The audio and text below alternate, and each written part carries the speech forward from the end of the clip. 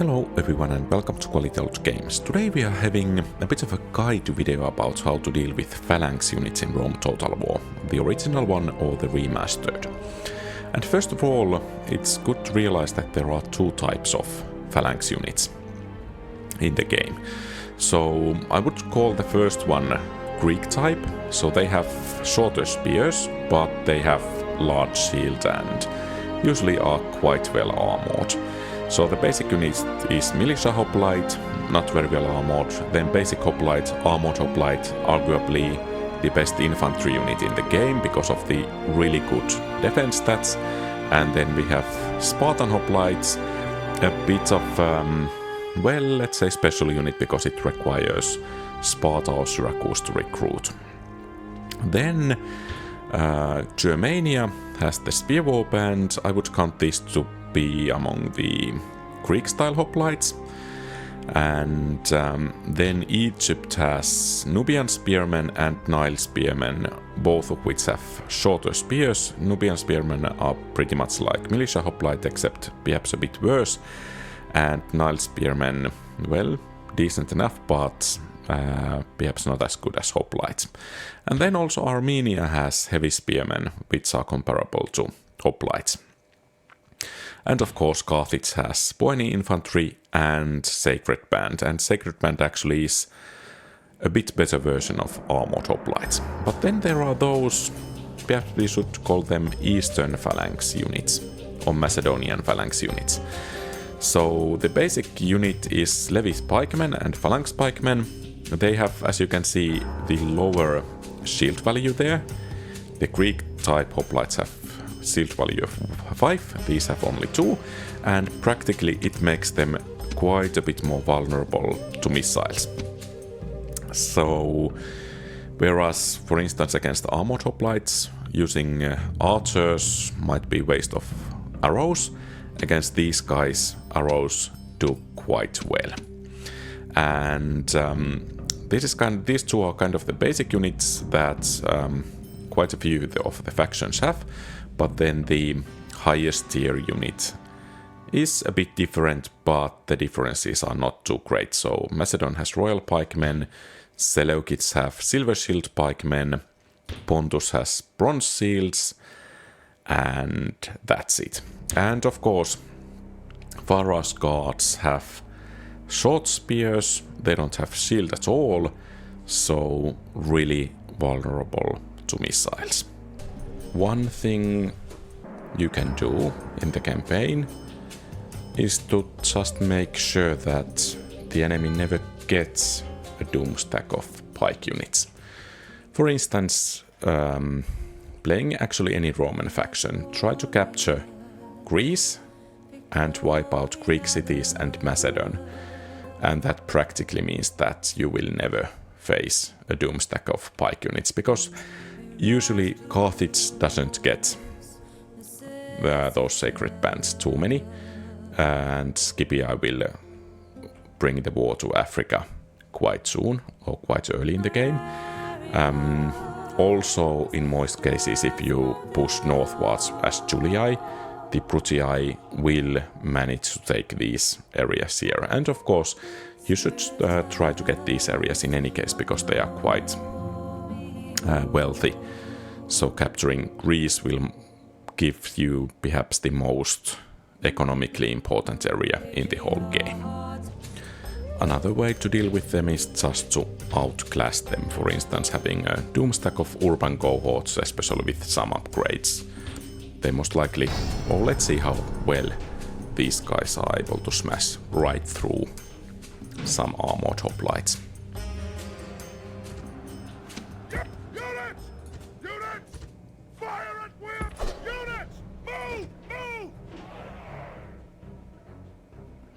Interesting formation. So let's send this guy to the front, and these can take on the second and third enemy unit there. But those pillar, armor piercing as they are, will already do something.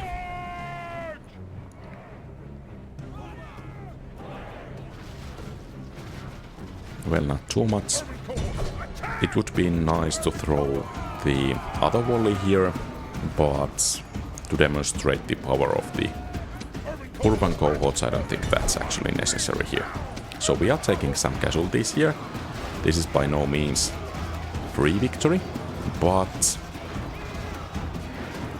some of the men here are starting to flank the enemy unit, and thus they will be able to inflict casualties there. And here this general unit is in trouble. As you can okay. So as you can see, when these guys get into close proximity, the spear units will drop their spear and draw their sword, and in hand-to-hand combat or in sword-to-sword combat, urban cohorts are rather difficult to beat.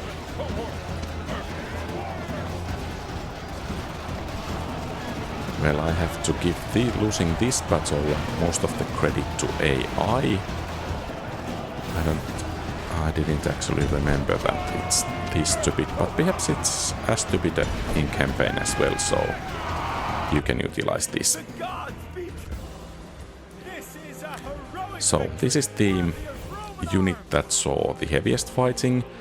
At least some of these kills or casualties inflicted came from when the armored hoplites broke, but still, and of course you might have a chance to try to run around the unit and so on. And as they are walking, you could run a small distance to back and then fire another volley. But in this case, let's just begin the melee. And the AI is trying to pull back because they are actually losing the melee. So you get another attack, which is actually going a bit better for them. But as you can see, the AI is becoming more and more desperate. And that's quite convincing victory, attacking one of the best units in the game from the front, or rather one of the best Phalanx units in the game from the front. We can of course see how well the urban cohorts would do, for instance, against Royal Pikemen. And let's use the same tactics or lack of them in this battle. I think the Pillar Volley should do a bit more damage.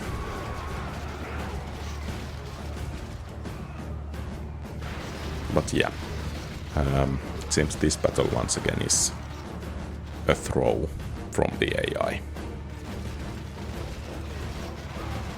Well, I guess it tells something about the urban cohorts that they cause AI to just give up. So to speed up things a bit, Romans have 3 archer units, while the Greeks have only 1 hoplite unit. And of course, quite often you would do well to try to fire the arrows from the flanks or from the rear, as the damage is significantly higher. So, as you can see from the front, the damage is nothing to write home about. But let's see if we could do a bit better from the flanks. And as you can see, the unit is turning, and now even that one unit can inflict significant casualties. And not to mention this from the rear. So, especially if you can get archers to the rear or flank of enemy hoplite unit, you can do quite well against it. And of course, I think usually you would use these tactics versus AI because, well, in multiplayer, I doubt that they will be so viable.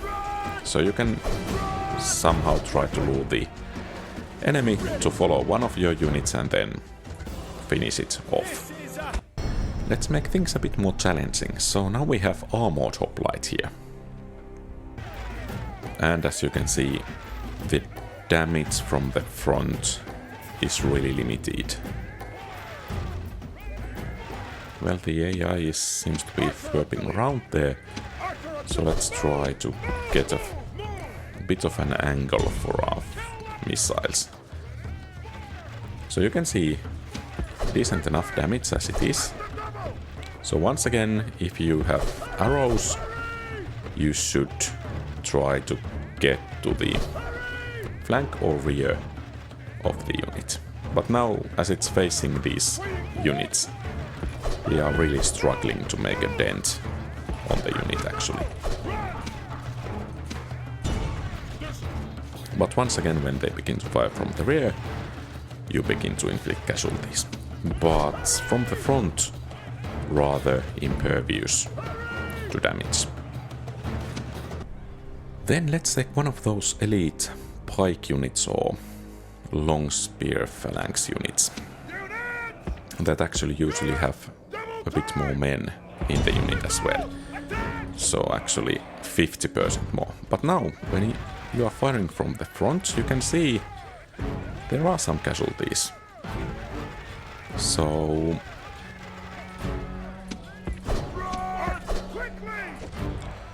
even if the enemy is facing you only from one position, you can do some decent enough damage. And from the flanks and rear, once again, works really nicely. And of course you can use missile cavalry or something like that to deal with these guys. And let's give these phalanx pikemen a shot or 3 as well. So from the front, these guys have so much lower armor that even frontal attacks can be quite devastating.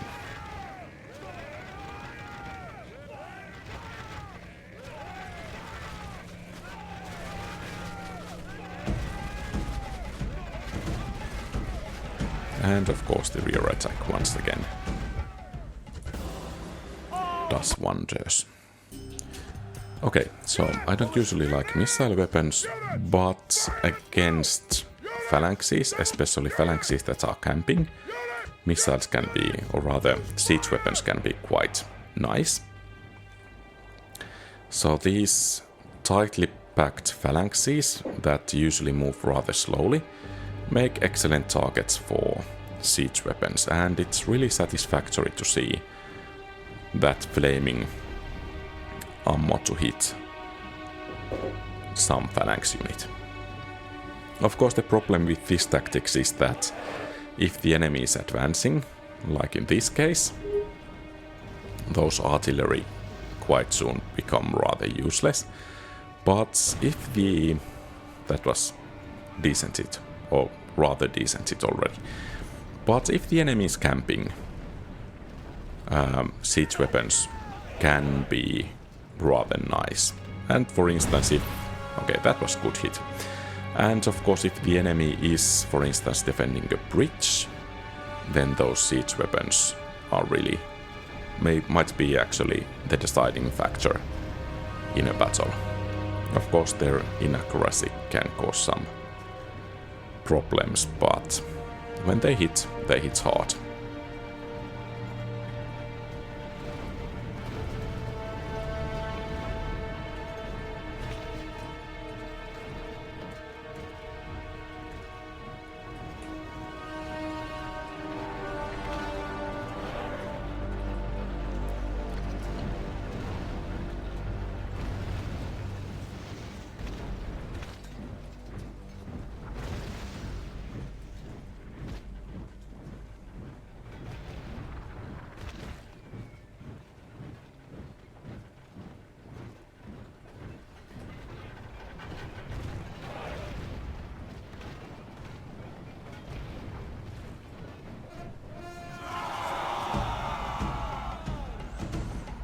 But now that the melee ensues, you can see that the pikes are rather superior.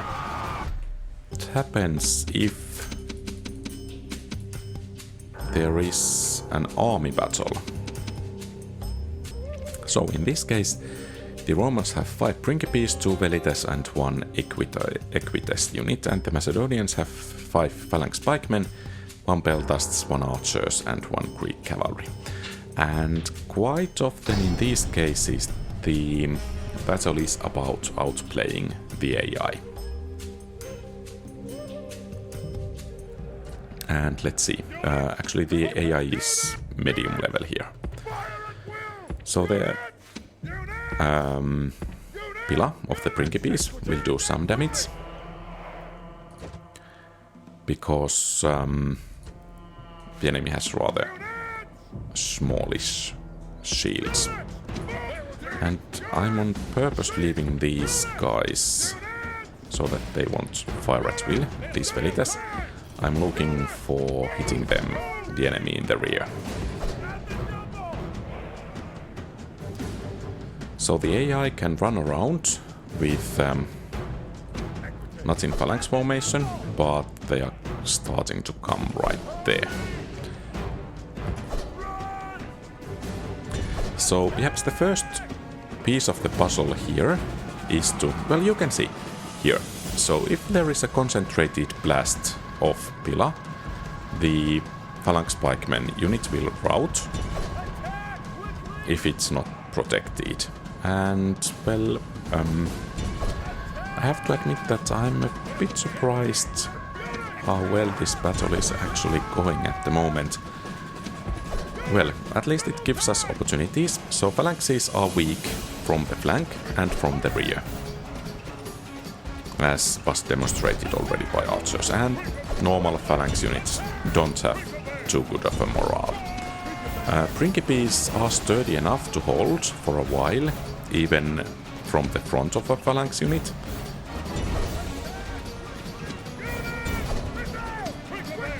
But as you can see, we are beginning to roll the front line of the enemy ahead of us, and these Principes are still holding.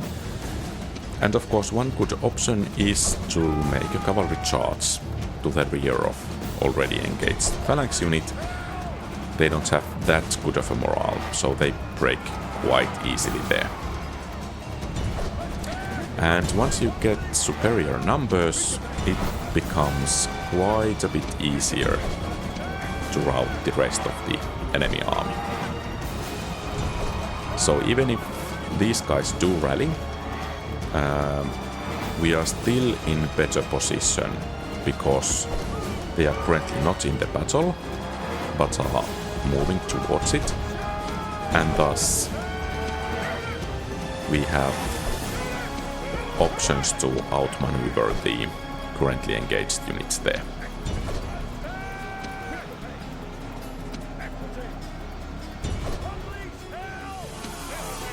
And of course, when the Velites or missile units have used their ammunition, they can be used for flanking purposes as well.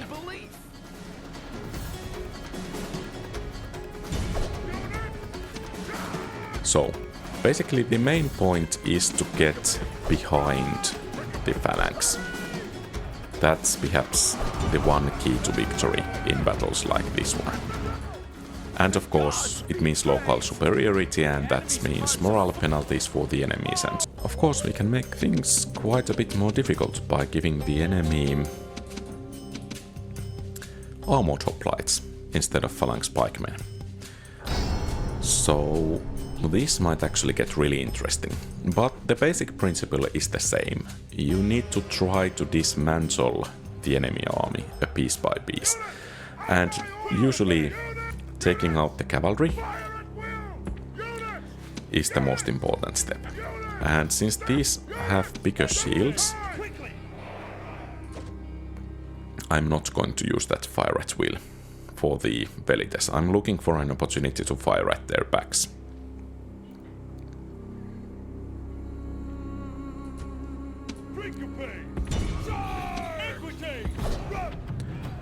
And in some cases, in order to gain that superiority, for instance regarding cavalry, you perhaps need to sacrifice or send out one unit of infantry to deal with the enemy cavalry. For instance, here the Greek cavalry, it's weak cavalry, and being attacked from the rear as well is quite devastating for their morale. So now we have rather free reign with our own cavalry, at least for now. The infantry can take a bit of missile damage from the enemy, so no worries about there. And once the enemy's kind of support units have been dealt with, and let's actually stay clear of the spears, because those armored hoplites will just murder the equites. So here you can see the pillar are doing at least some damage to the armored hoplites, but since the other enemy units are a bit farther away and they are trying to use the same trick, unfortunately they don't quite have the numbers required.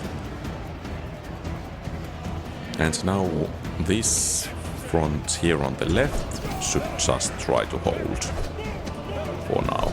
And let's see if cavalry charge will be enough to break the armored hoplites. Well, it's not. But taking down the enemy cavalry units will allow us to deploy our missile units into a bit better position.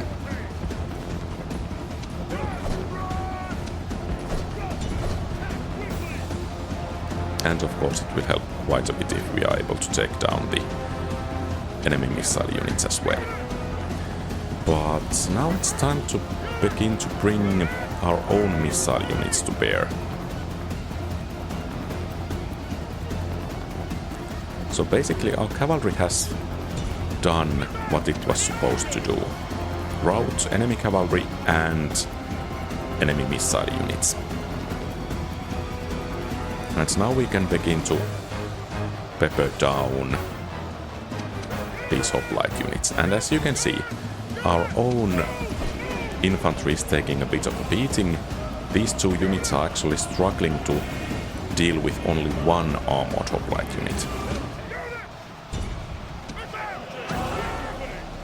And those guys are wavering. So high time to begin to inflict some casualties with the velites.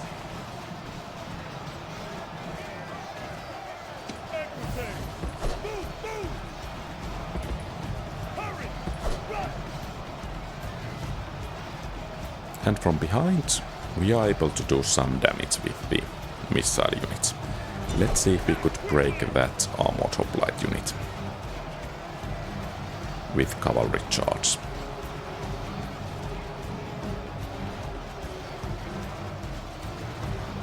Okay, good. Or not so good. Well, that was close actually. And these hoplites are actually chewing our infantry there. Okay, good. And now we can use those units to flank the enemy. And at the same time we can actually use these Velita units to take on the enemies here. And they are beginning to suffer some morale penalties.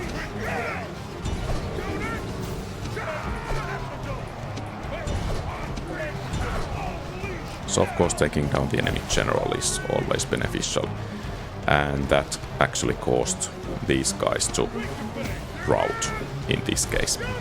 And I think we have a victory. So you can see these three units that were tasked to hold the enemy in place in this flank took quite heavy casualties actually, but they managed to deal with the enemy here. So, as you can see, Equites were perhaps the most important unit. Even though the Velites didn't do that much casualties, almost all of these are from the armored hoplites, and thus that's quite nice. By the way, let's check the army costs we had here. So the Roman army costs about 3,400 and the Greek army 3,900. So the enemy had a bit of an advantage there. Perhaps we can do some missile cavalry tactics versus those phalanxes as well. And once again, try to get to the rear or flank and then use targeting so that you can hit the enemy you want from the back.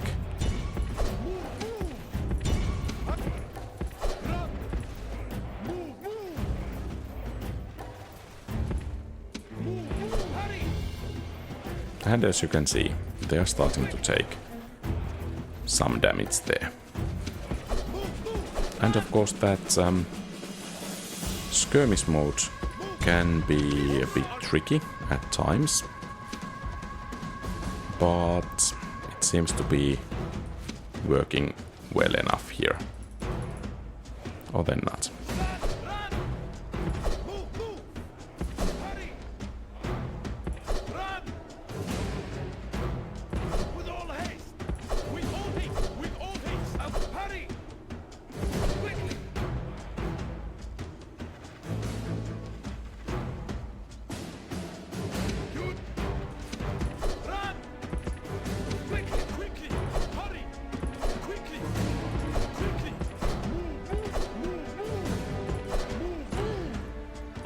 And in some cases it's wise to spare some of the missiles to the other unit as well.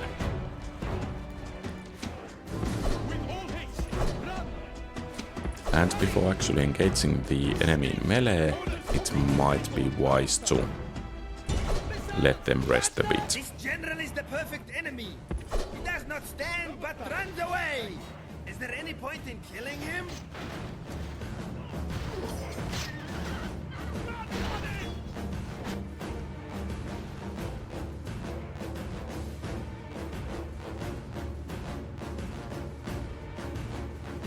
Horse archers!